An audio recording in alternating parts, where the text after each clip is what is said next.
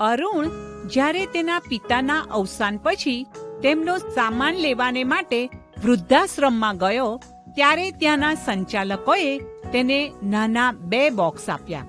અરુણના જણાવ્યા પ્રમાણે તે આ 2 બોક્સમાં રહેલી સંપત્તિ મેળવીને જરાય ખુશ થયો નહીં, કારણ ત્યાંના સંચાલકોની વાત દ્વારા તેને અહેસાસ થયો કે તેના પિતા તો એક નિશ્ચિંત, હસમુખા સ્વભાવવાળા અને હંમેશા બીજાઓને પ્રોત્સાહન પૂરું પાડનાર હતા, અને એમનો એ ખજાનો તો આ બોક્સમાં રહેલી સંપત્તિ કરતા કંઈક વિશેષ હતો.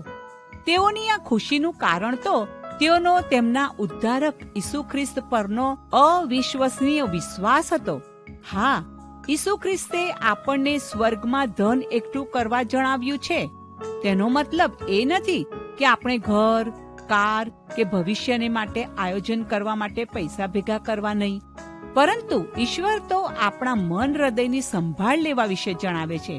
અરુણના પિતાનું ધ્યાન તો ઈશ્વરના પ્રેમને બીજાઓ પ્રત્યે દર્શાવવામાં હતું. તેઓ પ્રોત્સાહન પૂરું પાડતા હતા.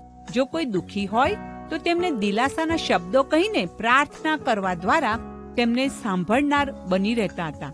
તેમનું મન હંમેશા ભલાઈના કામ દ્વારા ઈશ્વરને મહિમા આપનારું બની રહેતું હતું.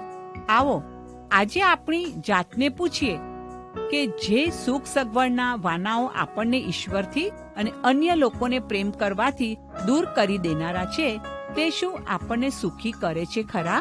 બાઇબલમાં માથી 6:21 લખવામાં આવ્યું છે કે કેમ કે જ્યાં તમારું દ્રવ્ય છે ત્યાં જ તમારું ચિત્ત પણ રહેશે.